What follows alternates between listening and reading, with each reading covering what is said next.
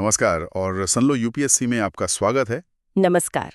आज हम इतिहास के एक ऐसे अध्याय में गोता लगाने वाले हैं जो न सिर्फ दिलचस्प है बल्कि यूपीएससी परीक्षा के लिहाज से कक्की महत्वपूर्ण है। बिल्कुल। आज हम चर्चा करेंगे मानव सभ्यता के एक क्रांतिकारी सफर की। कैसे हमारे पूर्वज शिकारी संग्राहक फोरेजिंग जिसे कहते हैं उससे किसान बने। हाँ, कैसे पशुओं को पालतू बनाया गया, एनिमल डोमेस्टिकेशन हुआ। कैसे नए शिल्प क्राफ्ट प्रोडक्शन विकसित हुए और कैसे इन सब ने मिलकर भारतीय उपमहाद्वीप की पहली महान शहरी सभ्यता हड़प्पन सिविलाइजेशन की नींव रखी। जी, और हमारी चर्चा का आधार है आइग्नो पाठ्यक्रम की यूनिट 4, कृषि की उत्पत्ति, पशुपालन, शिल्प उत्पादन से शहरीकरण तक, हड़प्पा सभ्यता का मामला। ये यूनिट आपको बताएगी कि समाज कैसे बदलते हैं, तकनीकें कैसे विकसित होती हैं और कैसे छोटी शुरुआतें बड़े साम्राज्यों का रूप ले लेती हैं। और ये समझ प्रीलिम्स, मेंस, इंटरव्यू सबके लिए बेहद जरूरी है। हम हर सेक्शन को, हर बिंदु को बिल्कुल शुरू से आखिर तक पूरी बारीकी से समझेंगे। No shortcuts. तो तैयार हो जाइए एक विस्तृत और ज्ञानवर्धक सफर के लिए। चलिए सेक्शन 4.1 से शुरू करते हैं। जी, तो सेक्शन 4.1 एक तरह से परिचय है। जी, ये जो शिकार संग्रह से खेती की ओर बदलाव था, इसे मानव इतिहास का एक बहुत महत्वपूर्ण मोड़, एक टर्निंग पॉइंट माना जाता है। हाँ, टर्निंग पॉइंट मतलब जीवन का पूरा तरीका ही बदल गया होगा। बिल्कुल। इसके बहुत दूरगामी परिणाम हुए, जैसे घुमंतू जीवन, नोमैडिक लाइफ से स्थायी बसावट, सेडेंट्री लाइफ की तरफ बढ़े लोग। एक जगह टिक कर रहना शुरू किया। हाँ, फिर जनसंख्या वृद्धि हुई, गांव बसे, नए शिल्प विकसित हुए, मिट्टी के बर्तन यानी पॉटरी बनने लगी, धातु का ज्ञान, मेटलर्जी आया। और फिर धीरे धीरे राज्य बने होंगे, शहरीकरण हुआ होगा। जी, अंततः केंद्रित राज्य, सेंट्रलाइज्ड स्टेट्स और शहरीकरण, अर्बनाइजेशन तक बात पहुंची। ये सब इसी शुरुआती बदलाव का नतीजा था। और इस शुरुआती दौर की जानकारी हमें मिलती कहाँ से? कोई किताबें, लेख? नहीं, इस प्रारंभिक काल का कोई लिखित रिकॉर्ड नहीं है।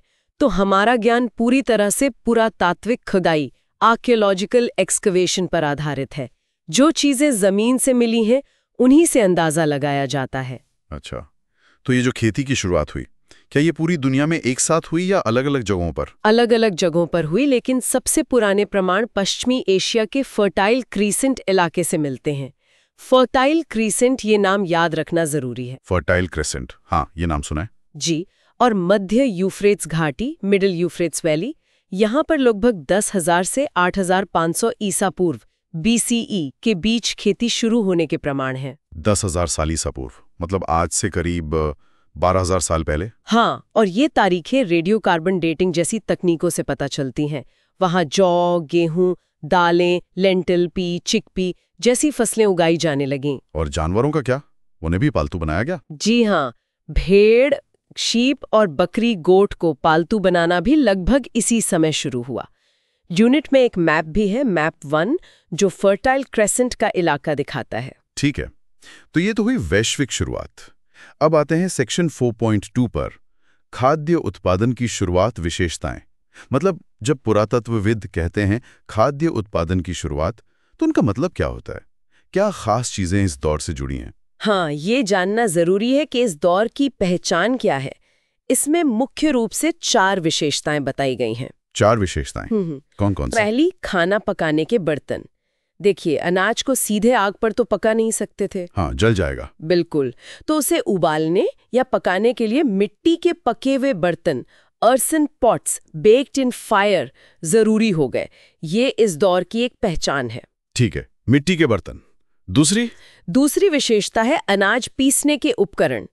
जौ और गेहूं जैसे अनाज को खाने लायक बनाने के लिए पीसना पड़ता था, तो इसके लिए पत्थर के सिलबट्टे, क्वर्न्स एंड पेस्टल्स इस्तेमाल होने लगे। सिलबट्टे, हाँ, ये तो आज भी इस्तेमाल होते हैं कई जगह। जी, तीसरी विशेषता है नए तरह के पत्थर के औजार, चिकने और पॉलिश किए हुए पत्थर के औजार, पॉलिश्ड स्टोन टूल्स। ये पहले के खुरदुरे औजारों से बेहतर थे। मतलब औजार बनाने की तकनीक भी सुधर रही थी। और चौथी है तांबे का सीमित उपयोग। भारतीय उपमहाद्वीप के जो शुरुआती कृषि समुदाय थे, वो पत्थर के साथ साथ थोड़ी मात्रा में तांबे का भी इस्तेमाल करने लगे थे। अच्छा, तांबा भी आ गया था? हाँ, बहुत सीमित मात्रा में। इसीलिए इन संस्कृतियों को अक्सर ताम्रपाषाणिक कैल्कोलिथिक कहा जाता है। कैल्कोलिथिक मतलब? चैल्को मतलब कॉपर यानी तांबा और लिथिक मतलब स्टोन यानी पत्थर, तो तांबा पत्थर युग। समझ गया। तो ये 4 मुख्य विशेषताएं हैं: मिट्टी के बर्तन, सिलबट्टे, पॉलिश किए पत्थर के औजार और तांबे का सीमित उपयोग। अब सेक्शन 4.3 एक बहुत बड़ा सवाल पूछता है, आखिर लोगों ने खेती शुरू ही क्यों की? Why did people take up cultivation? वो भी लगभग 12,000 साल पहले। शिकारी जीवन में क्या बुराई थी? हाँ, ये बहुत अच्छा सवाल है और इसकी कई व्याख्याएं हैं, लेकिन सबसे प्रमुख व्याख्या है जलवायु परिवर्तन, क्लाइमेटिक चेंजेस। जलवायु परिवर्तन कैसे? लगभग 9000 BC के आसपास आखिरी हिमयुग आइस एज खत्म हुआ। अच्छा, आइस एज खत्म हुआ। हाँ, और उसके बाद मौसम धीरे धीरे गर्म और नम होने लगा। तो उससे क्या हुआ? इस बदलाव से नई तरह की वनस्पतियां उगने लगीं, घासें, फलियां यानी लेग्यूम्स और जंगली अनाजों के पूर्वज। ये पौधे अब ज्यादा इलाकों में फैलने लगे। तो इंसान ने इन्हें देखा, इकट्ठा करना शुरू किया होगा। बिल्कुल, लोगों ने इन जंगली पौधों को इकट्ठा करना शुरू किया, फिर शायद उनके बीज बोना शुरू किया और धीरे धीरे उन्हें अपनी जरूरत के हिसाब से बदलना यानी पालतू बनाना, डोमेस्टिकेटेड करना सीख लिया। ये एक धीमी प्रक्रिया थी। ये तो पौधों की बात हुई। जानवरों को पालतू बनाने का क्या महत्व था? जानवरों को पालतू बनाना, डोमेस्टिकेशन ऑफ एनिमल्स, भी एक क्रांतिकारी बदलाव था। भेड़, बकरी, मवेशी ये सिर्फ मांस या दूध के लिए नहीं थे। तो फिर वॉकिंग लॉर्डर्स कहा गया है। मतलब जब शिकार न मिले या फसल खराब हो जाए तो ये जानवर भोजन का एक सुरक्षित स्रोत थे। अच्छा, वॉकिंग लैडर्स, ये बढ़िया टर्म है। मतलब फूड सिक्योरिटी बढ़ गई। जी हाँ, खाद्य सुरक्षा में बहुत वृद्धि हुई। तो खाद्य उत्पादन यानी खेती और पशुपालन, इन दोनों ने मिलकर एक नई कृषि अर्थव्यवस्था, न्यू एग्रीकल्चरल इकोनॉमी को जन्म दिया। और पुरानी जो शिकार संग्रह वाली जीवन शैली थी वो धीरे धीरे खत्म होने लगी। हाँ, धीरे धीरे बदली। ये एकदम रातों रात नहीं हुआ। ये एक क्रमिक प्रक्रिया थी, ग्रेजुअल प्रोसेस। कई समुदाय लंबे समय तक दोनों काम करते रहे होंगे। ठीक है, तो जलवायु बदली, नए पौधे उगे, इंसान ने उन्हें उगाना सीखा, जानवरों को पाला और एक नई अर्थव्यवस्था बनी। अब भारत पर आते हैं। सेक्शन 4.4 है भारतीय उपमहाद्वीप में प्रारंभिक कृषि समूह। यहाँ खेती की शुरुआत कैसे हुई? भारतीय उपमहाद्वीप में खेती की उत्पत्ति का मामला थोड़ा स्पष्ट है। मतलब क्या ये ज्ञान बाहर से आया या यहीं विकसित हुआ? हाँ, ये सवाल तो होगा ही, लेकिन जो सबसे पुरानी ज्ञात कृषि बस्ती यहाँ मिली है वो है मेहरगढ़। मेहरगढ़, हाँ, इसका नाम बहुत आता है। कहाँ है ये? ये आज के बलूचिस्तान में बोलन दर्रा जो है, बोलन पास, उसके पास स्थित है। ये भारतीय उपमहाद्वीप की अर्लीस्ट नोन एग्रीकल्चरल सेटलमेंट मानी जाती है। मेहरगढ़, बलूचिस्तान, बोलन दर्रा, ठीक है। और ये कितनी पुरानी है? यहाँ लगभग 7000 BCE, 7000 ईसा पूर्व से बसावट के प्रमाण मिलते हैं। 7000 ईसा पूर्व। 7000 ईसा पूर्व, ये तो फर्टाइल क्रेसेंट के समय के आसपास ही है। हाँ, काफी पुराना है। यहाँ हमें धीरे धीरे शिकार से खेती और पशुपालन की तरफ बदलाव दिखता है। हालांकि शुरुआती परतों से पुरातात्विक प्रमाण थोड़े कम मिले हैं। तो क्या ये ज्ञान पड़ोसी इलाकों जैसे ईरान या फर्टाइल क्रेसेंट से यहाँ आया या यहीं पर स्वतंत्र रूप से विकसित हुआ? इस पर बहस है। कुछ लोग मानते हैं कि ज्ञान बाहर से आया होगा, शायद व्यापार या लोगों की आवाजाही से, लेकिन मेहरगढ़ में मिले शुरुआती पौधे और जानवर पश्चिम एशिया वालों से थोड़े अलग हैं, जिससे लगता है कि शायद स्थानीय विकास भी हुआ हो। मतलब दोनों संभावनाएं हैं। जी, ज्ञान का प्रसार व्यापार, ट्रेड और आपसी मेलजोल से जरूर हुआ होगा। ये ज्ञान उत्तर पश्चिम से धीरे धीरे उपमहाद्वीप के बाकी हिस्सों में फैला होगा। लेकिन क्या सबने तुरंत खेती अपना ली? नहीं, ऐसा नहीं है। खेती अपनाने का फैसला स्थानीय जरूरतों और लोगों की समझ, नीड्स एंड परसेप्शंस पर निर्भर करता था। जिन इलाकों में जंगली भोजन आसानी से और भरपूर मिलता था, वहां लोगों ने शायद लंबे समय तक खेती नहीं अपनाई। जरूरत महसूस नहीं हुई होगी। सही बात है। अब थोड़ा मेहरगढ़ के बारे में और विस्तार से जानते हैं। उपखंड 4.4.1 इसी पर है। इसकी लोकेशन और महत्व क्या था? मेहरगढ़, जैसा मैंने बताया, बलूचिस्तान की सूखी पहाड़ियों में है, काची मैदान में, बोलन नदी के पास। ध्यान दें, ये सिंधु घाटी में नहीं है बल्कि पश्चिम में है। अच्छा, ये सिंधु घाटी सभ्यता का हिस्सा नहीं था? मतलब शुरुआती दौर में नहीं, ये उससे भी पहले का है।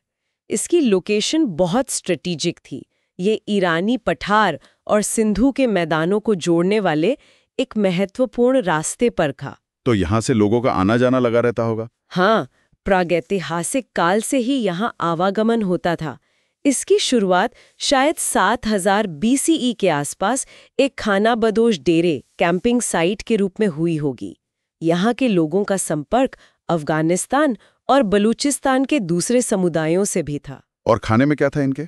शुरू से ही खेती करते थे? शुरुआत में शायद पालतू अनाज के साथ साथ जंगली जानवरों का शिकार ज्यादा होता था, लेकिन धीरे धीरे पालतू भेड़, बकरी और मवेशियों पर निर्भरता बढ़ती गई। किताब में कालक्रम दिया है मेहरगढ़ का पेज 70 पर, क्या उसे थोड़ा समझ सकते हैं? हाँ, वो काफी विस्तृत है।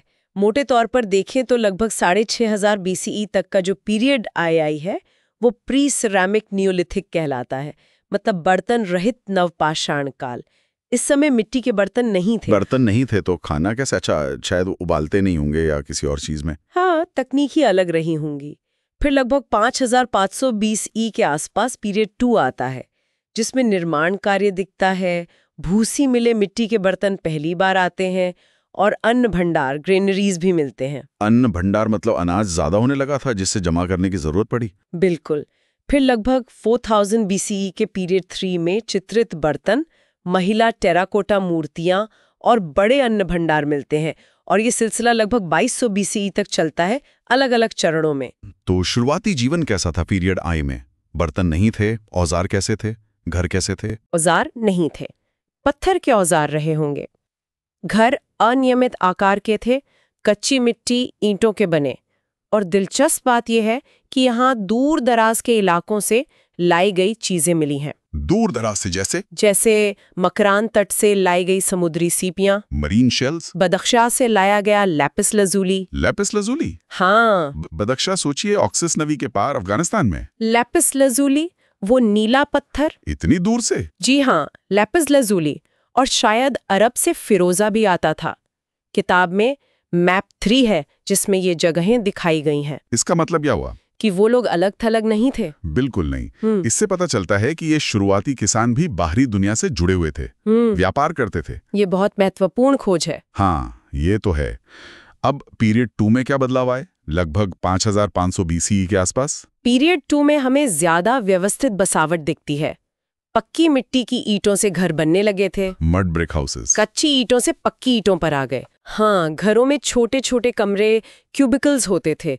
अंदाजा है कि ये शायद अनाज भंडारण, स्टोरेज ऑफ ग्रेन्स के लिए इस्तेमाल होते थे। रिटेनिंग वॉल्स भी मिली हैं, शायद बाढ़ वगैरह से बचाव के लिए। और बर्तन? इसी दौर में पहली बार मोटे, हाथ से बने मिट्टी के बर्तन, कोर्स पॉटरी का इस्तेमाल शुरू हुआ। अच्छा, तो बर्तन पीरियड 2 में आए। और क्या मिला? कुछ कीमती पत्थरों का इस्तेमाल भी मिलता है, जैसे स्टीटाइट, कार्नेलियन, एगेट।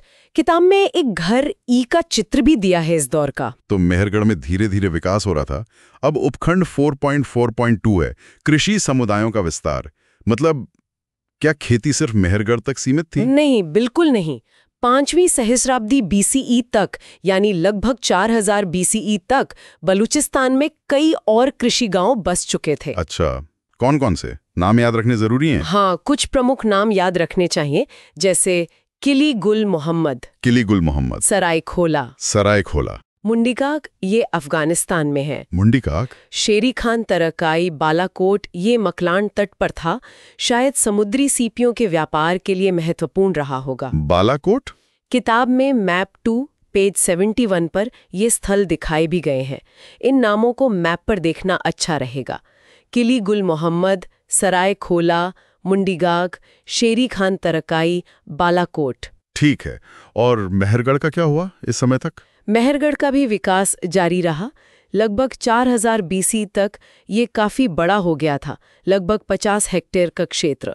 50 हेक्टेयर, काफी बड़ा गांव हो गया था। हाँ, मिट्टी ईंट के घर और अन्न भंडार बनते रहे, और इसी दौर में तांबे का उपयोग भी शुरू हुआ, यूज ऑफ कॉपर। अच्छा, तांबा भी इस्तेमाल होने लगा था। जी, और बड़ी संख्या में महिला टेराकोटा मूर्तियां, फीमेल टेराकोटा फिगरीन्स मिली हैं। मूर्तियां किस तरह की? देवी की? शायद धार्मिक महत्व हो सकता है। साथ ही कुम्हार के चाक, पॉटर्स व्हील का इस्तेमाल शुरू हो गया था, जिससे बेहतर बर्तन बनने लगे। चाक आ गया तो बर्तन सुंदर बनने लगे होंगे। हाँ, उन पर चित्रकारी भी होने लगी थी। पेंटेड डेकोरेशन वाले बर्तन।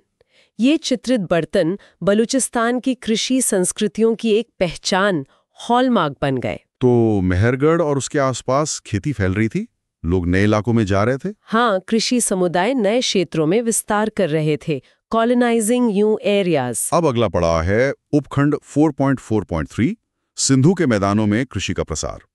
पहाड़ी इलाकों से मैदानों में कैसे आए? ये एक महत्वपूर्ण कदम था।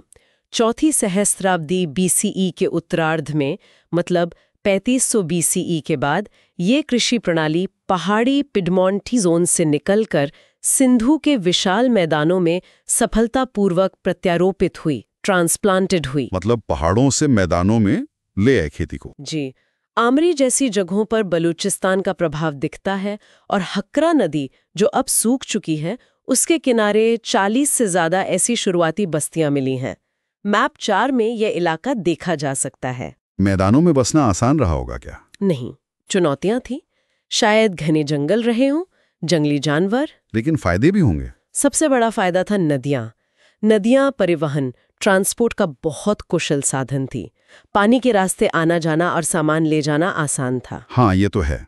तो नदी घाटियों के किनारे जो गांव बसे, वो संचार और व्यापार के केंद्र बन गए। Efficient nodes of communication and receiving influences. बाहर से नए विचार, नई तकनीकें आसानी से पहुंच सकती थीं। मतलब मैदानी इलाकों में विकास तेजी से हुआ होगा। हाँ, अधिक संगठित व्यापार और संचार संभव हुआ, इसलिए नदी घाटियों को विस्तार में बढ़त मिली, पहाड़ी इलाकों की तुलना में। ठीक है, तो खेती शुरू हुई, फैली, मैदानों तक पहुंची। अब इसके परिणाम क्या हुए? उपखंड 4.44 इसी पर है, कॉन्सिक्वेंसेज ऑफ एग्रीकल्चर। खेती अपनाने के बहुत गहरे और स्थायी परिणाम हुए। सबसे पहला तो था स्थायी जीवन, सेडेंट्री लाइफ। मतलब एक जगह टिक कर रहना। हाँ, जब आप बीज बोते हैं तो फसल पकने तक आपको वहीं रहना पड़ता है। पौधों को पानी देना, चिड़ियों जानवरों से बचाना, इसमें कम से कम 4-5 महीने तो लगते ही हैं। सही बात है। तो लोग साल दर साल एक ही लगा रहने लगे। जन्म, गांव, घर की अवधारणा से जुड़ाव पैदा हुआ। ये शिकारी संग्राहक जीवन से बिल्कुल अलग था। दूसरा परिणाम क्या था? सामाजिक सहयोग, कॉपरेशन। फसल कटने के बाद अगले मौसम तक उसी पर निर्भर रहना है। अनाज को स्टोर करना है, मिल बांट कर इस्तेमाल करना है। इसके लिए जरूरी था कि लोग बड़े समूहों में सहयोग करें। रिश्तेदारी का महत्व बढ़ा होगा। हाँ, बड़े रिश्तेदारी नेटवर्क्स, लार्ज किनशिप नेटवर्क्स का महत्व बढ़ा। मिलकर काम करना और रहना जरूरी हो गया। तीसरा परिणाम, जनसंख्या वृद्धि। स्थायी जीवन और खेती से भोजन की आपूर्ति ज्यादा नियमित और भरोसेमंद हो गई। रिलायबल सरप्लसेस मिलने लगे। जैसे दलिया, खिचड़ी, दूध, ये सब बच्चों और बूढ़ों के लिए भी बेहतर था। बिल्कुल। इससे शायद 2 जन्मों के बीच का औसत अंतराल, एवरेज इंटरवल बिटवीन बर्ड्स, कम हुआ, जिससे जनसंख्या तेजी से बढ़ी। और बच्चे भी शायद खेती के काम में हाथ बटा सकते थे। हाँ, बच्चों को भी जल्दी उत्पादन प्रक्रिया में शामिल किया जा सकता था। Early induction into production process. तो शायद ज्यादा बच्चों के लिए एक तरह का प्रोत्साहन भी मिला हो। आबादी संख्या में भी बढ़ी और ज्यादा इलाकों में फैली भी। चौथा परिणाम क्या था? पर्यावरण पर असर। हाँ, पर्यावरण में बदलाव। इंसान अब सिर्फ प्रकृति से ले नहीं रहा था, उसे बदल भी रहा था। कृत्रिम रूप से फसलें उगाना, artificial extension of the production niche, मतलब ऐसी जगहों पर पौधे उगाना जहां वो प्राकृतिक रूप से शायद न उगते हों। और इससे कम जगह में ज्यादा लोगों का पेट भर सकता था। जी हाँ, छोटे से क्षेत्र से ज्यादा भोजन मिलने लगा। किसानों ने अपने आसपास के परिदृश्य, न्यू लैंडस्केप्स बनाए, जंगल साफ किए, अवांछित वनस्पति हटाई। और पालतू पौधों को शायद ज्यादा देखभाल भी चाहिए होती होगी। हाँ, उन्हें ज्यादा पानी चाहिए होता है। तो 5वां परिणाम इसी से जुड़ा है, सिंचाई और वहन क्षमता। सिंचाई, इरिगेशन। हाँ, खाद्य उत्पादन की शुरुआत अक्सर सिंचाई के विकास से जुड़ी होती है, भले ही वो शुरुआती दौर में छोटे पैमाने पर ही क्यों ना हो। इससे जमीन की वहन क्षमता, कैरिंग कैपेसिटी बढ़ जाती है। कैरिंग कैपेसिटी मतलब एक निश्चित क्षेत्र कितने लोगों का भरण पोषण कर सकता है। एक अनुमान है कि शिकारी संग्राहक को अपना पेट भरने के लिए शायद 4 वर्ग किलोमीटर इलाके की जरूरत पड़ती थी, जबकि किसान उससे कहीं छोटे क्षेत्र में रहकर अपना गुजारा कर सकता था और ज्यादा लोग रह सकते थे। तो खेती ने स्थायी जीवन, सहयोग, जनसंख्या वृद्धि, पर्यावरण बदलाव और जमीन की वहन क्षमता बढ़ाने जैसे कई परिणाम दिए। ये सब मिलकर एक नए समाज की नींव रख रहे थे। बिल्कुल। और इसी नींव पर अगला चरण आता है खंड 4.5 प्रारंभिक हड़प्पा काल, द अर्ली हड़प्पन पीरियड। प्रारंभिक हड़प्पा काल ये कब से कब तक था? ये लगभग 3200 BCE से शुरू होता है। इस समय तक कृषि विस्तार का जो संचयी प्रभाव था, क्यूमुलेटिव इम्पैक्ट, वो स्पष्ट दिखने लगता है। मतलब जो बदलाव धीरे धीरे हो रहे थे वो अब ज्यादा दिखने लगे। हाँ, किसानों को मौसम और मिट्टी की बेहतर समझ हो गई थी। एक जैसे इलाकों में लोग एक जैसी फसलें उगाने लगे थे।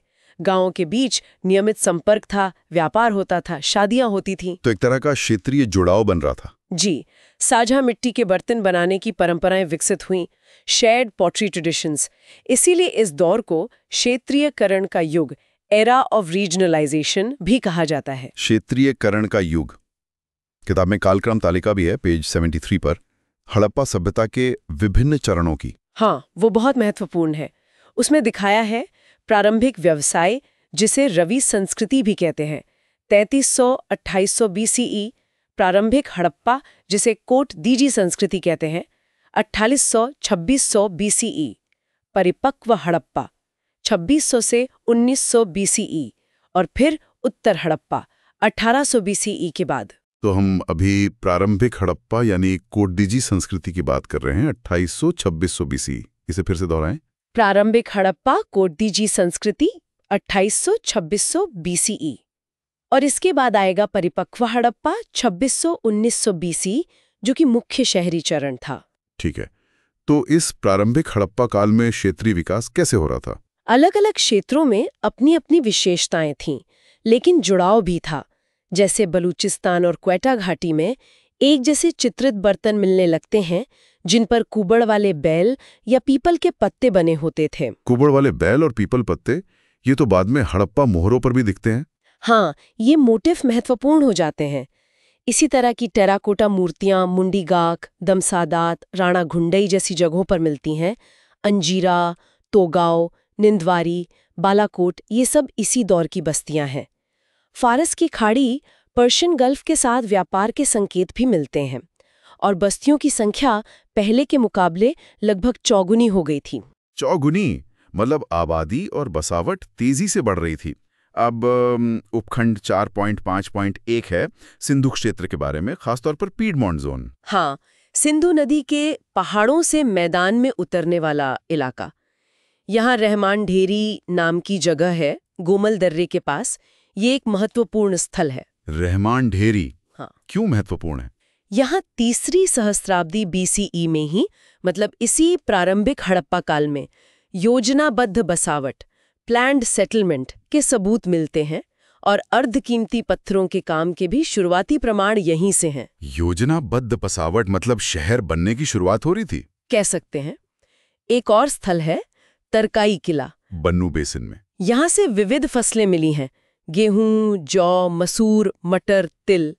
पालतू जानवर भी थे, भेड़, बकरी, मवेशी। एक मजबूत खाद्य उत्पादन आधार बन चुका था। और लवान नाम की जगह का भी जिक्र है। हाँ, लिवान पत्थर के औजार बनाने में माहिर था, specialised in production of stone tools. देखिए, तांबा भले ही आ गया था, पर अभी भी महंगा और दुर्लभ था, तो पत्थर के औजारों का महत्व बना हुआ था। अच्छा, तो लिवान जैसी जगह है जहाँ पत्थर की खदानें थीं, महत्वपूर्ण हो गईं। यहाँ औजार बनते थे, स्थानीय इस्तेमाल के लिए भी, और शायद दूर के इलाकों से विनिमय, एक्सचेंज के लिए भी। अब आते हैं निचले सिंधु मैदान पर, उपखंड 4.5.2। यहाँ क्या हो रहा था? यहाँ आमरी एक महत्वपूर्ण स्थल था, जिसका जिक्र पहले भी आया। यहाँ की अपनी एक विशिष्ट बर्तन परंपरा थी, पत्थर और ईंटों के घर थे, और यहाँ के बर्तनों पर भी कुबड़ वाले बैल का चित्रण मिलता है, जो बाद में परिपक्व हड़प्पा काल में भी जारी रहा। आमरी की चीजें गुजरात में धोलावीरा और सुरकोटड़ा से भी मिलती जुलती हैं। मतलब संपर्क बढ़ रहा था। और कोटदीजी, जिसके नाम पर इस काल का नाम भी है। हाँ, कोटदीजी सिंधु नदी के बाएं किनारे पर है। यहाँ एक खास तरह के चाक निर्मित बर्तन मिले हैं, सादा गोल पेंदे वाला शरीर और गले पर गहरे भूरे रंग के पेंट के bands, plain bulbous body, dark brownish paint bands on neck. ये खास क्यों है? क्योंकि ये शैली, ये स्टाइल बहुत दूर दूर तक मिली है, कालीबंगन में, मेहरगढ़ में, पूरी सिंधु घाटी में। इससे पता चलता है कि विभिन्न क्षेत्रों के बीच संचार और एकीकरण, कम्युनिकेशन एंड इंटीग्रेशन और ज्यादा बढ़ रहा था। तो बर्तन एक जैसे हो रहे थे, विचार फैल रहे थे। अब उपखंड 4.5.3 बात करता है कृषि के गहनता और तांबे के उपयोग की, intensification of agriculture and copper use. इसका क्या मतलब है? इसका मतलब है कि इस अवधि में लगभग 3300 से 2600 BCE के बीच खेती पर आधारित जीवन पूरी तरह स्थापित हो चुका था और उसमें सुधार भी हो रहा था। फसलें कौन-कौन सी थीं? मुख्य रूप से गेहूं और जौ थे, लेकिन साथ में अलसी, मटर, मसूर, तिल, खजूर, अंगूर जैसी चीजें भी उगाई जाती थी। और पालतू जानवर, भेड़, बकरी, कुबड़ वाले मवेशी और भैंस, ये सब पाले जाते थे। कृषि में गहनता का क्या मतलब है? मतलब खेती करने के तरीके बेहतर हो रहे थे, जिससे पैदावार बढ़ रही थी। इसका सबसे शानदार उदाहरण मिला है कालीबंगन से। कालीबंगन राजस्थान में। कालीबंगन ये बहुत महत्वपूर्ण साइट है। यहाँ क्या मिला है? यहाँ से जुते हुए खेत का साक्ष्य मिला है, evidence of a ploughed field. ये दुनिया में जुते हुए खेत के सबसे पुराने प्रमाणों में से एक है। जुता हुआ खेत मतलब हल का इस्तेमाल हो रहा था? हाँ, और सिर्फ इतना ही नहीं, खेत में आड़ी तिरछी जुताई के निशान है, क्रॉस फरोज। क्रॉस फरोज, इसका क्या मतलब? इसका मतलब है कि एक ही खेत में एक ही समय में दो अलग अलग फसलें उगाई जा रही थी। ये गहन खेती, इंटेंसिव कल्टीवेशन का स्पष्ट प्रमाण है। कमाल है, एक साथ दो फसलें, मतलब वो जमीन का पूरा उपयोग कर रहे थे। बिल्कुल। इस दौर में घग्गर हाकरा नदी का जो बेसिन था, वो शायद सबसे घनी आबादी वाला क्षेत्र बन गया था। और तांबे का उपयोग, वो कितना बड़ा? तांबे का उपयोग अब काफी बढ़ गया था, सराहनीय उपयोग कह सकते हैं। कालीबंगन और सोथी सिसवाल संस्कृति, जो उत्तरी राजस्थान, पंजाब, हरियाणा में फैली थी, में तांबे की कई चीजें मिली हैं। मेहरगढ़ और रहमान ढेरी में अभी भी कम था। क्या बनाते थे तांबे से? हथियार कम, ज्यादातर चूड़ियाँ, सुइयाँ, छेनी, चिजल्स जैसी चीजें। तकनीक अभी भी थोड़ी आदिम, प्रिमिटिव थी। कोल्ड हैमरिंग, धातु को ठंडा ही पीटना, और ओपन मोल्ड कास्टिंग, खुले सांचे में ढालना का इस्तेमाल होता था। सोना और चांदी अभी भी बहुत दुर्लभ थे। ठीक है। अब इस प्रारंभिक हड़प्पा काल का एक और महत्वपूर्ण पहलू है बस्तियों की योजना। उपखंड 4.5.4 प्लानिंग ऑफ सेटलमेंट्स, क्या इसमें भी कुछ नया हो रहा था? हाँ, इसमें एक नाटकीय विकास देखने को मिलता है, किलेबंदी, फोर्टिफिकेशन। कई जगहों पर जैसे कालीबंगन, रहमान ढेरी, कोट दीजी, बनावली में बस्तियों के चारों ओर दीवार बनाने के सबूत मिले हैं। किलेबंदी क्यों? क्या लड़ाई झगड़े बढ़ गए थे? ये एक संभावना है, लेकिन इसके और भी उद्देश्य हो सकते हैं। जैसे कि जो ऊंचा हिस्सा होता था गढ़, सिटाडेल, उसे बाहरी लोगों या निचले शहर के आम लोगों से अलग रखना। ये एक तरह से अंदरूनी समुदायों पर नियंत्रण का संकेत भी हो सकता है। सामाजिक राजनीतिक पदानुक्रम, सोशियो पॉलिटिकल हायरार्की उभर रहा था। मतलब समाज में ऊंच नीच आ रही थी, शक्तिशाली लोग उभर रहे थे। हाँ, ऐसा लगता है। ये किलेबंदी शायद शक्तिशाली लोगों की गतिविधियों पर नियंत्रण रखने और शायद बाहर से आने वाले व्यापारियों से कर या हिस्सा वसूलने में भी मदद करती होगी। और बसावट के अंदर कोई योजना दिखती है? हाँ, कालीबंगन में मानकीकृत ईंट उत्पादन और उन्हें बिछाने का एक तय तरीका, standardised norm of brick production and brick laying का प्रमाण मिला है। ईंटों का एक निश्चित अनुपात था। मतलब चीजें स्टैंडर्डाइज हो रही थी। और परिवहन, लोग आते जाते कैसे थे? खिलौना गाड़ियां मिली हैं, टॉय कार्ट्स। इससे पता चलता है कि बैलगाड़ी का प्रयोग होता था। बैलगाड़ी और मोहरें, सील्स, वो भी थी। हाँ, मोहरें भी मिली हैं, लेकिन वो बाद के हड़प्पा काल जितनी विकसित नहीं थी। शायद उनका इस्तेमाल व्यापारिक माल को सील करने या दरवाजों को सुरक्षित करने के लिए होता होगा, पर ये निश्चित नहीं है। तो कुल मिलाकर तीसरी सहस्त्राब्दी BCE तक सिंधु क्षेत्र में कृषि, परिवहन, धातु विज्ञान, खासकर तांबा और शहर नियोजन की दिशा में महत्वपूर्ण प्रगति हो चुकी थी। ये सब परिपक्व हड़प्पा सभ्यता के लिए मंच तैयार कर रहा था। बिल्कुल। और यहीं से हम अगले चरण में प्रवेश करते हैं, खंड 4.6, शहरों का उदय। Emergence of cities. शहरों का उदय, ये तो एक और बड़ा मील का पत्थर रहा होगा। हाँ, अगर कृषि क्रांति ने मनुष्य और प्रकृति के संबंध बदले, तो शहरी क्रांति ने मनुष्यों के आपसी संबंधों, रिलेशनशिप अमंग ह्यूमंस को बदला। शहर सिर्फ बड़ी बस्तियां नहीं होते, वो नई आर्थिक और सामाजिक संरचनाओं को जन्म देते हैं। इस शहरी चरण को ही परिपक्व हड़प्पा काल कहते हैं ना? हैं। किताब में मैप 3 है, पेज 76 पर, जिसमें मैच्योर हड़प्पा साइट्स दिखाई गई हैं। जी हाँ, शहरी चरण यानी परिपक्व हड़प्पा। इस दौर में शहरों का उदय हुआ और साथ ही जनसंख्या भी बढ़ी। जनसंख्या बढ़ी, इसका क्या प्रमाण है? उपखंड 4.6.1 इसी पर है, पॉपुलेशन इंक्रीज एंड शिफ्ट। हाँ, इसका एक दिलचस्प पैटर्न घग्गर हाकरा बेसिन में दिखता है, जहां पहले प्रारंभिक हड़प्पा काल की कई कृषि बस्तियां थीं। उनमें से ज्यादातर 31 में से 28 परिपक्व हड़प्पा काल में छोड़ दी गईं। छोड़ दी गई? क्यों? शायद लोग बड़े शहरों या नई बस्तियों की ओर चले गए, क्योंकि इसी समय 8 नई बस्तियां भी बनी और कुल मिलाकर बस्तियों का क्षेत्रफल भी बहुत बढ़ गया। प्रारंभिक हड़प्पा में लगभग 210 हेक्टेयर से बढ़कर परिपक्व हड़प्पा में 450 हेक्टेयर हो गया। दुगने से भी ज्यादा। ये तो साफ तौर पर जनसंख्या वृद्धि का संकेत है। बिल्कुल। लोग शायद बेहतर अवसरों की तलाश में शहरों की ओर जा रहे थे। लेकिन क्या ये बदलाव शांतिपूर्ण था? उपखंड 4.6.2 है, युद्ध जैसी स्थितियां, वॉर लाइक कंडीशंस। क्या शहरों के आने से लड़ाइयां बढ़ीं? ऐसा लगता है। शहरों के उदय के साथ हिंसक संघर्ष, वायलेंट कॉन्फ्लिक्ट्स में वृद्धि के प्रमाण मिलते हैं। कुछ बस्तियों को जलाने के सबूत मिले हैं, जैसे नौशारों और कोटदीजी में प्रारंभिक हड़प्पा काल के अंत में। मतलब पुराने गांव जला दिए गए? शायद। कालीबंगन में भी एक पुरानी राख के परत के ऊपर नई इमारतें बनी मिली हैं। इससे अंदाजा लगाया जाता है कि शायद पुरानी बस्ती का विनाश हुआ और फिर एक नए शहर का निर्माण हुआ, वो भी नए नियोजन सिद्धांतों के साथ। तो ये बदलाव शायद हमेशा शांतिपूर्ण नहीं था, संघर्ष भी हुआ। और बस्तियों का आकार, उपखंड 4.6.3 कहता है, increase in size of settlements. हाँ, ये बहुत महत्वपूर्ण है।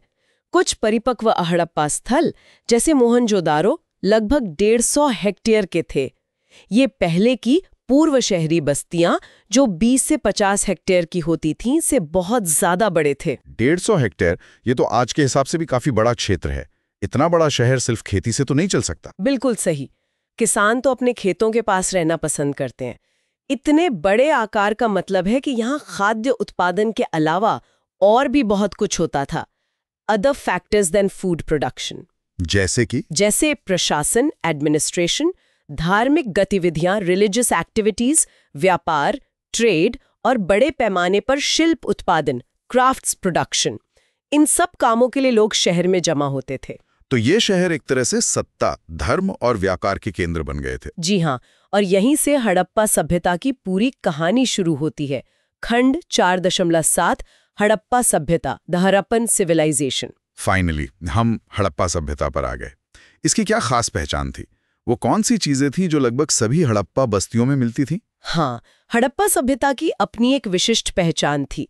कुछ खास चीजें जो इसे परिभाषित करती हैं, जैसे एक खास तरह के लाल बर्तन, रेड वेयर पॉटरी, जिन पर काले रंग से डिजाइन बने होते थे। लाल पर काला? ईंटों का एक मानकीकृत अनुपात 4.2.1, लंबाई, चौड़ाई और मोटाई का अनुपात 4.2.1, ये याद रखना होगा। वजन और माप का एक सेट जो पूरे क्षेत्र में इस्तेमाल होता था। उनकी अपनी एक लिपि जिसे हम आज तक पढ़ नहीं पाए हैं। हाँ, वो रहस्यमयी लिपि। विशिष्ट प्रकार की मोहरें, ज्यादातर स्टीटाइट पत्थर की बनी, जिन पर जानवरों की आकृतियां और लिपि अंकित होती थीं।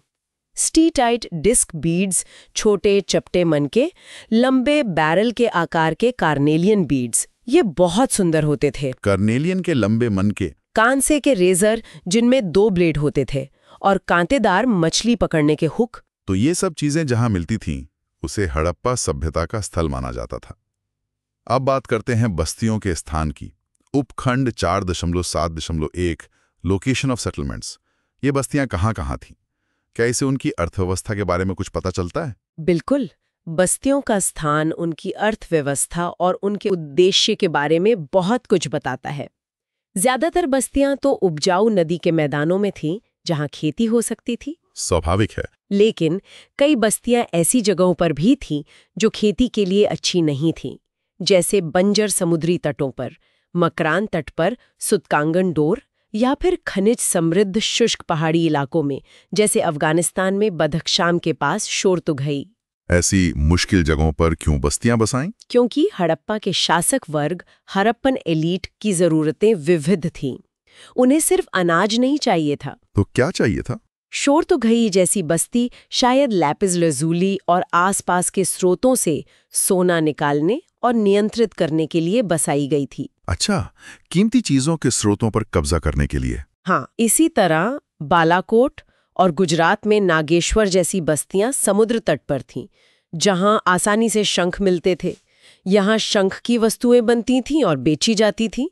इनकी मांग मेसोपोटामिया तक में थी। शंख के लिए बालाकोट और नागेश्वर, लेपिस के लिए शोरतुगई और सुत का गंडोर। सुत का गंडोर मकरान तट पर एक बंदरगाह जैसा था, शायद फारिस की खाड़ी के साथ समुद्री व्यापार के लिए। तो मतलब अलग अलग काम के लिए अलग अलग बस्तियां थीं। जी। कुछ गांव खेती और पशुपालन करते थे, तो कुछ विशेष स्थल थे जो पत्थर निकालने, सीपियों का काम करने या व्यापार मार्गों पर नियंत्रण रखने के लिए थे। जैसे सिंध में रोहरी की पहाड़ियों के पास कोहरी में चर्ट पत्थर की बड़ी खदानें थीं, जिनसे ब्लेड बनते थे। तो ये एक तरह की क्षेत्रीय और स्थानीय विशेषज्ञता, रीजनल एंड लोकल स्पेशलाइजेशन थी। बिल्कुल। और इन सबको जोड़ने और समन्वय करने के लिए किसी न किसी तरह की क्षेत्रीय शक्ति, रीजनल पावर की जरूरत रही होगी। और क्या व्यापार मार्गों में भी कोई बदलाव आया? हाँ, ऐसा लगता है कि परिपक्व हड़प्पा काल में पुराने बलूचिस्तान वाले रास्ते थोड़े कम महत्वपूर्ण हो गए। मेहरगढ़, मुंडीगाग, शहर सोख्ता जैसी जगहों का संपर्क शायद टूट गया। अब हड़प्पा अभिजात वर्ग का लैपिस लजूली जैसे संसाधनों पर नियंत्रण ज्यादा सीधा हो गया था, शायद शोरतुगई के माध्यम से। ठीक है, अब आते हैं बस्तियों के पदानुक्रम पर। उपखंड 4.7.2 हायरार्की ऑफ सेटलमेंट्स। क्या सारी बस्तियां एक जैसी थी या कुछ छोटी बड़ी थी? नहीं, बस्तियों के आकार में बहुत भिन्नता थी। कुछ तो 1 हेक्टेयर से भी छोटी थीं, जबकि मोहनजोदाड़ो जैसा शहर 150 हेक्टेयर तक का था। लेकिन ज्यादातर बस्तियां छोटी थीं, 10 हेक्टेयर से कम। तो क्या हर क्षेत्र में एक बड़ा शहर और कई छोटे गांव होते थे? हाँ, हर क्षेत्र का अपना एक पदानुक्रम, हायरार्की लगता है। जैसे चौलिस्तान में जो घग्गर हाकरा का क्षेत्र है, वहाँ गनेरीवाला नाम की एक बहुत बड़ी बस्ती लगभग 150 हेक्टेयर थी। फिर 8 बस्तियां 10 से 50 हेक्टेयर के बीच थीं, 20 बस्तियां 5-10 हेक्टेयर की और 44 बस्तियां 1-5 हेक्टेयर की थीं। तो ये एक पिरामिड जैसा स्ट्रक्चर था। बड़ी बस्तियों का क्या रोल था? जो मध्यम आकार की बस्तियां थीं, वो शायद नेटवर्क में नोड्स की तरह काम करती थीं। कच्चे माल जैसे धातु या पत्थर को गांवों तक पहुंचाना या गांव से अनाज शहरों तक लाना। अभिजात वर्ग और आम किसान दोनों ही दुर्लभ वस्तुओं के लिए दूरदराज के स्थानों पर निर्भर थे। और मोहनजोदड़ो जैसे बड़े शहर, उनकी अनुमानित आबादी कितनी थी? मोहनजोदड़ो की अनुमानित आबादी लगभग 35,000 बताई जाती है, 35,000। 35,000। ये तो बहुत ज्यादा है उस समय के हिसाब से। हाँ, और इतनी बड़ी आबादी सिर्फ स्थानीय खेती से संभव नहीं थी। जैसा हमने पहले कहा, यहाँ प्रशासन, धर्म, व्यापार, शिल्प उत्पादन जैसे अतिरिक्त कार्य होते थे। तो ये शहर संसाधनों का इस्तेमाल भी ज्यादा करते होंगे। बिल्कुल। शहर का अभिजात वर्ग, एलीट ऑफ द सिटी, आसपास के गांवों और दूर दराज के क्षेत्रों से संसाधनों का उपयोग और शायद शोषण भी करता था। इस पदानुक्रम या ऊंच नीच के क्या सबूत मिलते हैं? कई सबूत हैं। मोहनजोदड़ो और हड़प्पा जैसे शहरों में ऊंचे गढ़ या सिटिडल्स का होना प्रभुत्व दिखाता है। शहरों में दुर्लभ और विदेशी वस्तुओं, रेयर एंड एग्जॉटिक आइटम्स का पाया जाना अभिजात वर्ग की उपस्थिति दर्शाता है। और शिल्पकारों का बड़ी संख्या में शहरों में जमावड़ा होना, बड़े बड़े अन्न भंडार, ग्रेनरीज जैसे हड़प्पा और लोथल में मिले हैं, दिखाते हैं कि अनाज को बड़े पैमाने पर इकट्ठा और नियंत्रित किया जाता था। ये सब बस्तियों के आर्थिक, राजनीतिक और शायद धार्मिक प्रभुत्व को दर्शाते हैं। मतलब एक शक्तिशाली शासक वर्ग था, अमीर गरीब का भेद था। हाँ, ऐसा स्पष्ट लगता है। महंगे आयातित सामानों का मिलना, घरों के आकार में अंतर, ये सब एक अमीर और गरीब के विभाजन की ओर इशारा करते हैं। कई चीजें एक एकीकृत व्यवस्था की ओर इशारा करती हैं, जैसे पूरे हड़प्पा क्षेत्र में ईंटों और औजारों के आकार प्रकार में काफी एकरूपता, यूनिफॉर्मिटी मिलना। ये किसी केंद्रीय प्राधिकरण का संकेत हो सकता है। और राजनीतिक एकीकरण, पॉलिटिकल यूनिफिकेशन से ही शायद विशेषज्ञता संभव हुई होगी। जैसे चन्हूदड़ों में सिर्फ शंख की चूड़ियां बन रही थीं। वजन और माप की एक ही प्रणाली पूरे क्षेत्र में लागू थी। वजन माप की एक प्रणाली, ये तो व्यापार के लिए बहुत जरूरी है। बिल्कुल। लोथल से अंतर क्षेत्रीय व्यापार के लिए सामान को रीपैक करने और भंडारण के सबूत मिलते हैं। तो एक समान वजन, माप, मोहर और लिपि की प्रणाली ने एक एकीकृत अर्थव्यवस्था, इंटीग्रेटेड इकोनॉमी को संभव बनाया होगा। और दूर दराज से कीमती चीजें लाने के लिए भी तो एक संगठित व्यवस्था चाहिए होगी। हाँ, उसके लिए एक कुशल प्रणाली और एक शक्तिशाली अभिजात वर्ग की जरूरत थी, जो शायद वितरण और खरीद, डिस्ट्रीब्यूशन एंड प्रोक्योरमेंट में हस्तक्षेप करता हो। ये सब एक राज्य जैसी संरचना की ओर इशारा करते हैं, हालांकि उसका स्वरूप कैसा था, ये बहस का विषय है। ठीक है, अब बात करते हैं अर्थव्यवस्था के आधार की कृषि और पशुचारण। उपखंड 4.73 एग्रीकल्चर एंड पैस्टोरलिज्म। परिपक्व हड़प्पा काल में इसमें क्या नया था?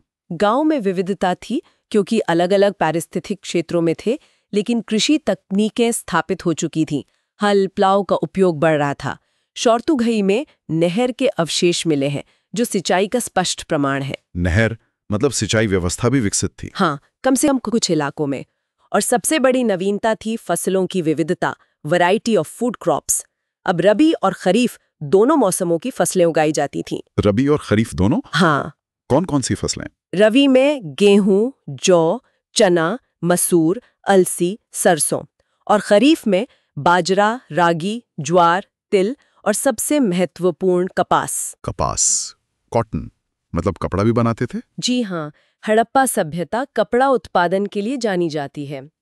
तो गेहूं, जौ, चना, मसूर, अलसी, सरसों, बाजरा, रागी, ज्वार, तिल, कपास, ये सब उगाया जाता था। और पालतू जानवर? बैलगाड़ी खींचने के लिए बैल, दूध के लिए गाय, ऊन और मांस के लिए भेड़, मांस के लिए बकरी। इनका महत्व बना रहा। पशुचारण, पैस्टोरलिज्म का कितना महत्व था? पशुचारण भी अर्थव्यवस्था का एक महत्वपूर्ण हिस्सा था। भेड़, बकरी, मवेशी बड़ी संख्या में पाले जाते थे। ये सिर्फ भोजन या ऊन नहीं देते थे, बल्कि खाद, मैन्योर भी देते थे, जो खेती के लिए जरूरी थी। और शायद सूखे या अकाल के समय पशु ज्यादा भरोसेमंद होते होंगे? हाँ, ये सूखे जैसी मुश्किल परिस्थितियों में एक अनुकूलन, एडेप्टेशन रणनीति भी थी। हालांकि पशुचारण के बारे में हमारी जानकारी थोड़ी सीमित है। इसके अलावा मछली और जंगली जानवरों का भी शिकार होता था। तो कृषि और पशुपालन दोनों ही महत्वपूर्ण थे। अब आते हैं हड़प्पा सभ्यता की सबसे प्रसिद्ध विशेषता पर, नगर नियोजन। उपखंड 4.7.4 टाउन प्लानिंग। हाँ, ये हड़प्पा सभ्यता की एक उल्लेखनीय उपलब्धि, रिमार्केबल अचीवमेंट मानी जाती है। मोहनजोदड़ो और हड़प्पा जैसे शहरों में योजनाबद्ध सड़कें, नालियां और आवास परिसर मिलना अद्भुत है। क्या ये शहर बसने के बाद धीरे धीरे विकसित हुआ या पहले योजना बनी? ऐसा लगता है कि शहर पहले नियोजित किए गए, प्लान्ड, और फिर बसाए गए, इनहैबिटेड।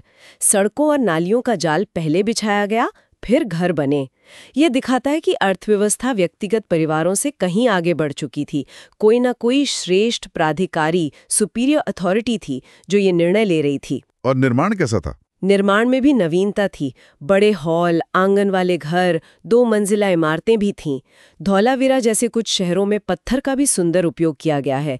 किताब में कॉर्बेल्ड ड्रेन और कुएं, वेल के चित्र भी हैं जो उनकी इंजीनियरिंग दिखाते हैं। क्या सभी घर एक जैसे थे या सामाजिक भेदभाव दिखता है? तो ये सब क्या दिखाता है? ये सब एक वर्ग समाज, क्लास सोसाइटी की ओर इशारा करता है, जो पदानुक्रम में विभाजित था, हायरार्किकली डिवाइडेड। अमीर, गरीब, शासक, शासित का भेद था। ठीक है, अब बात करते हैं शिल्प विशेषज्ञता की। उपखंड 4.7.5 क्राफ्ट स्पेशलाइजेशन। ये शहरीकरण का एक और महत्वपूर्ण पहलू है। बिल्कुल, शहरीकरण की एक मुख्य विशेषता ही यही है कि समाज में श्रम का विभाजन बढ़ जाता है। पूर्व शहरी समाजों में ज्यादातर लोग खेती या शिकार करते थे और थोड़ा बहुत शिल्प का काम कर लेते थे। लेकिन शहरी समाज में विशेषज्ञ शिल्पकार, स्पेशलाइज्ड क्राफ्ट्समैन उभरते हैं, जो अपना पूरा समय सिर्फ शिल्प उत्पादन में लगाते हैं। तो वो खाते क्या थे? वो अपने बनाए सामान के बदले बाजार से अनाज खरीदते थे, या फिर उन्हें अमीर और शक्तिशाली लोगों का संरक्षण, पेट्रनेज मिलता था। अमीर लोगों को क्या जरूरत थी इनकी? अमीर वर्ग को अपनी सामाजिक स्थिति, स्टेटस दिखाने के लिए कीमती और दुर्लभ वस्तुओं की जरूरत होती थी, तो वो शिल्प उत्पादन को वित्त पोषित, फाइनेंस करते थे। इससे कई शिल्पकार पूरी तरह से भोजन उत्पादन छोड़कर सिर्फ शिल्प पर निर्भर हो गए। उन्हें कच्चा माल और भोजन विनिमय से ही मिलता था। इसकी क्या प्रमाण है कि ऐसा विशेषज्ञता वाला उत्पादन होता था? कई प्रमाण हैं, जैसे शंख का काम। इससे चूड़ियां, कप और दूसरी चीजें बनती थीं। नागेश्वर और बालाकोट में शंख के कचरे के बड़े बड़े ढेर मिले हैं। कचरे के ढेर? हाँ, मतलब वहां जरूरत से कई ज्यादा उत्पादन होता था। ये सामान फिर दूर दराज के इलाकों जैसे हड़प्पा, शोरतोगई और यहाँ तक कि मेसोपोटामिया तक भेजा जाता था। ये एक बड़े विनिमय नेटवर्क का सबूत है। और कोई उदाहरण? Chert blade. Chert blade. इनका उत्पादन सिंध की रोहरी पहाड़ियों में केंद्रित था, लेकिन ये ब्लेड बालाकोट और लोथल जैसी दूर की जगहों पर भी मिले हैं। ये एक अंतर क्षेत्रीय अर्थव्यवस्था दिखाता है। तांबा, कांसा। हाँ, तांबे और कांसे की वस्तुएं भी कई बस्तियों में बनती थी। चन्हुदड़ों का नाम भी आता है शिल्प के लिए। हाँ, चन्हुदड़ो एक महत्वपूर्ण औद्योगिक केंद्र लगता है। यहाँ कार्यशालाएं, वर्कशॉप्स मिली हैं जहाँ पत्थर के वजन, मोहरें, शंख की चूड़ियां, स्टीटाइट और कार्निलियन के मनके बनते थे। तो ये शहरी शिल्पकार विनिमय के लिए उत्पादन कर रहे थे, सिर्फ अपने इस्तेमाल के लिए नहीं। बिल्कुल। और इसके लिए कच्चा माल चाहिए था जो दूर दराज से आता था, मध्य एशिया से, प्रायद्वीपीय भारत से। अभिजात वर्ग इस कच्चे माल को शहरी कार्यशालाओं तक लाने की व्यवस्था करता था। यहाँ आम लोगों के लिए भी चीजें बनती थी और अमीरों के लिए भी। अल्लादीनो नाम की एक छोटी बस्ती का भी जिक्र है। अल्लादीनो कराची के पास एक छोटी सी बस्ती थी, लेकिन वहां से भी उच्च स्थिति की वस्तुएं मिली हैं, जैसे लैपिस लजूली, मोहरें। ये दिखाता है कि हड़प्पा व्यवस्था में एकीकरण कितना गहरा था। Very high degree of integration. छोटी बस्तियां भी बड़े नेटवर्क का हिस्सा थीं। और क्या इस दौर में तकनीक भी विकसित हुई? हाँ, तकनीकी विकास भी हुआ। धातु कर्म में सुधार हुआ। पहले सिर्फ कोल्ड हैमरिंग या ओपन मोल्ड कास्टिंग होती थी। अब 2 पीस मोल्ड्स और लॉस्ट वैक्स कास्टिंग जैसी उन्नत तकनीकें भी इस्तेमाल होने लगी। लॉस्ट वैक्स कास्टिंग ये क्या है? इसमें मोम का मॉडल बनाकर उस पर मिट्टी का लेप चढ़ाते हैं, फिर गर्म करके मोम पिघलाकर निकाल देते हैं। जो खोखला सांचा बचता है उसमें पिघली हुई धातु भर देते हैं। इससे जटिल आकृतियां बनाना संभव होता है। मोइनजोदड़ो की प्रसिद्ध कांसे की नर्तकी शायद इसी तकनीक से बनी है। अच्छा, और सोना चांदी? सोना और चांदी, जो पहले दुर्लभ थे, अब परिपक्व शहरी काल में आम हो गए थे। क्या क्या बनता था धातुओं से? बहुत कुछ। मछली पकड़ने के हुक, कुल्हाड़ियां, खंजर, तलवारें, दर्पण और शायद नावें भी। चांदी के बर्तन और गहने, सोने के गहने। और धातु के अलावा? बेहतर धातु विज्ञान ने बेहतर पत्थर के औजार, ब्लेड और मनके बनाना भी संभव किया। जैसे वो लंबे कार्निलियन मोती, शायद कांसे की ड्रिल से ही उनमें छेद करना संभव हुआ होगा। शंख, हाथीदांत और दूसरे कीमती पत्थरों से भी वस्तुएं बनती थीं। तो शिल्प विशेषज्ञता बहुत उच्च स्तर की थी। अब बात करते हैं लंबी दूरी के व्यापार की। उपखंड 4.7.6 लॉन्ग डिस्टेंस ट्रेड। क्या हड़प्पावासी दूसरे देशों से व्यापार करते थे? हाँ, लंबी दूरी का व्यापार हड़प्पा सभ्यता का एक महत्वपूर्ण पहलू था। इसकी शुरुआत तो हमने मेहरगढ़ में ही देख ली थी। हड़प्पा काल तक ये व्यापार मार्ग ज्यादा नियमित, रेगुलेटेड और मान्यता प्राप्त, रेकग्नाइज्ड हो गए थे। इसके लिए क्या उन्होंने कुछ खास किया? हाँ, शोरथुगई जो लैपिस लजूली के स्रोत के पास था, और सुतका गंडोर जो एक बंदरगाह था, जैसी रणनीतिक बस्तियां बसाना इसी का हिस्सा था। गुजरात और सिंध की लोकेशन भी ऐसी थी कि वो व्यापार मार्गों के चौराहे, क्रॉस रोड्स पर थे। इससे उन्हें कीमती वस्तुओं के व्यापार पर नियंत्रण करने में मदद मिली होगी। और क्या क्या व्यापार होता था? हिमालय से देवदार की लकड़ी शायद रावी नदी के रास्ते लाई जाती थी। और सबसे दिलचस्प है मेसोपोटामिया के साथ संबंध। मेसोपोटामिया मतलब आज का इराक? हाँ, मेसोपोटामिया के लेखों में मिलूहा नाम की जगह का जिक्र आता है, जहां से वो कई चीजें आयात करते थे। ज्यादातर विद्वान मानते हैं कि मेलूहा शायद सिंधु क्षेत्र यानी हड़प्पा सभ्यता का ही नाम था। मेलूहा, ये नाम याद रखना होगा। क्या मंगाते थे वो मेलूहा से? उनके लेखों के अनुसार वो हाथीदांत, सोना, कार्निलियन और लैपिस लजूली जैसी चीजें मंगाते थे। और क्या हमें मेसोपोटामिया में हड़प्पा की चीजें मिली हैं? हाँ, मेसोपोटामिया के शहरों में हड़प्पा की मोहरें मिली हैं। कुछ शंख और कार्नेलियन के मनके भी मिले हैं जो शायद हड़प्पा मूल के ही थे। और भारत में मेसोपोटामिया की कोई चीज? हाँ, लोथल में, जो गुजरात में एक महत्वपूर्ण हड़प्पा स्थल है, वहाँ एक संरचना मिली है जिसे गोदी या डॉकयार्ड माना जाता है। ये समुद्री व्यापार का बड़ा सबूत है।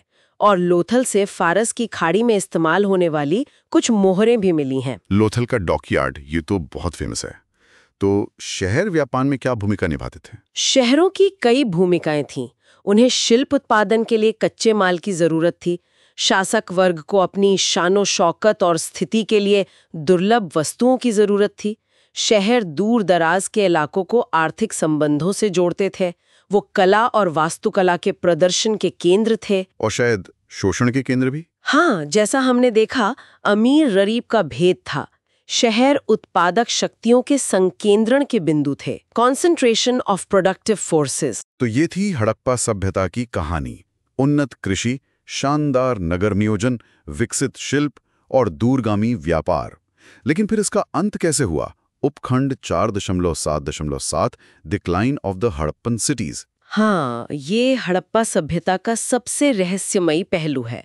अपनी समृद्धि के चरम पर यह सभ्यता लगभग 2200 से 2000 बीसीई के बीच थी। 2200 से 2000 बीसी चरम काल। लेकिन इसके बाद इसका पतन, डिक्लाइन शुरू हो गया। मोहनजोदड़ो और कालीबंगन जैसे शहरों में लगभग 2000 बीसीई तक क्रमिक गिरावट दिखने लगती है। गिरावट के लक्षण क्या थे? शहरों का रखरखाव खराब होने लगा, घर पुराने और जीर्ण शीर्ण होने लगे, सड़कों पर अतिक्रमण होने लगा।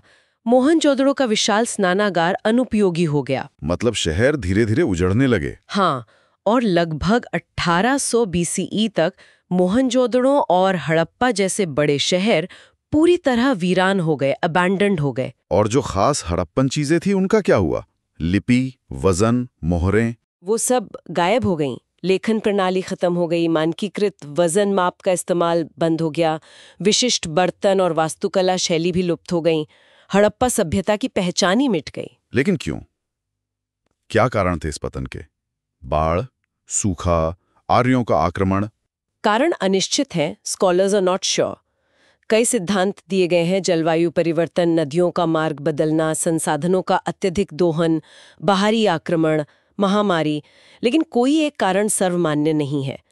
शायद कई कारणों ने मिलकर भूमिका निभाई हो। तो ये एक बड़ा सवाल है जिसका जवाब अभी तक पूरी तरह नहीं मिला है। क्या इसके बाद शहरी जीवन पूरी तरह खत्म हो गया? कुछ समय के लिए हाँ, लेकिन कृषि समुदाय बने रहे और बाद में लगभग 1200 बीसीई के आसपास गंगा घाटी में एक नई शहरीकरण की लहर शुरू हुई। लेकिन वो एक अलग कहानी है। तो ये था हड़प्पा सभ्यता का सफर, उदय से पतन तक।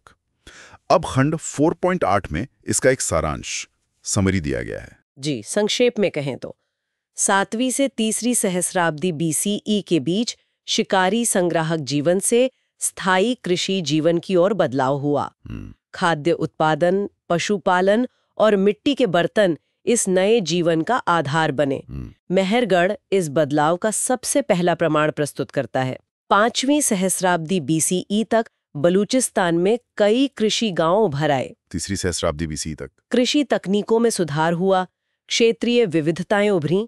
प्रारंभिक हड़प्पा काल में किलेबंदी, जूते हुए खेत और शुरुआती शहरीकरण के लक्षण दिखे। परिपक्व हड़प्पा काल मुख्य शहरी चरण था, जिसमें बस्तियों का पदानुक्रम, बड़े शहर और स्पष्ट सामाजिक विभाजन था। इस सभ्यता में शिल्प और लंबी दूरी के व्यापार में उल्लेखनीय विशेषज्ञता हासिल की गई।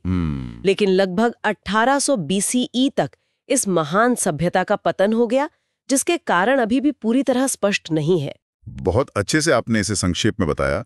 यूनिट में आगे खंड 4.9 में कुछ शब्दावली, ग्लॉसरी भी दी गई हैं, जैसे हिमयुग, आइस एज, लेवांत, पश्चिमी एशिया का इलाका, लॉस्ट वैक्स कास्टिंग, पीडमॉन्ट जोन, पहाड़ के तलहटी का क्षेत्र। हमने इनमें से ज्यादातर पर बात कर ली है। हाँ, ये टर्म समझने जरूरी है। तो ये थी हमारी आज की विस्तृत चर्चा, IGNO यूनिट 4 पर आधारित। ये सिर्फ तथ्य नहीं है, ये एक कहानी है कि इंसान ने कैसे जीना सीखा, कैसे समाज बनाए, कैसे तकनीक विकसित की और कैसे सभ्यताएं बनती और बिगड़ती हैं। बिल्कुल। और यूपीएससी के लिहाज से देखें तो ये समझ प्रीलिम्स के तथ्यों, मेंस के विश्लेषण और यहाँ तक कि इंटरव्यू में आपकी गहरी समझ दर्शाने के लिए बहुत महत्वपूर्ण है। ये आपको परिवर्तन, विकास, उत्थान और पतन के चक्र को समझने में मदद करता है।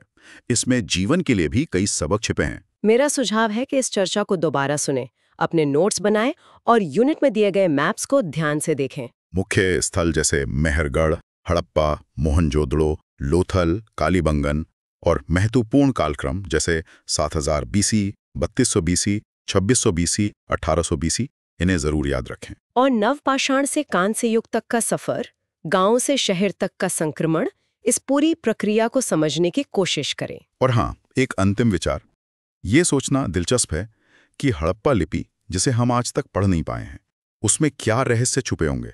अगर वो पढ़ी जा सके तो शायद हमें इस सभ्यता के बारे में, उनके समाज, उनके विचारों और शायद उनके पतन के बारे में भी कुछ नई जानकारी मिले। ये एक अनसुलझी पहेली है जिस पर आप खुद भी और सोच सकते हैं। बिल्कुल। ये इतिहास का एक रोमांचक पहलू है। अगर आपको ये गहरी पड़ताल पसंद आई तो इसे अपने साथी यूपीएससी एस्पिरेंट्स के साथ जरूर शेयर करें। और हमारे YouTube चैनल सुन लो यूपीएससी को लाइक, शेयर और सब्सक्राइब करना ना भूलें। कमेंट सेक्शन में हमें बताएं कि आपको ये एपिसोड कैसा लगा और आप आगे किन विषयों पर ऐसी ही विस्तृत चर्चा चाहते हैं। आपकी प्रतिक्रिया हमारे लिए बहुमूल्य है। आपकी प्रतिक्रिया हमें और बेहतर करने के लिए प्रेरित करती है। तो पढ़ते रहिए, सीखते रहिए। अगले एपिसोड तक धन्यवाद। धन्यवाद।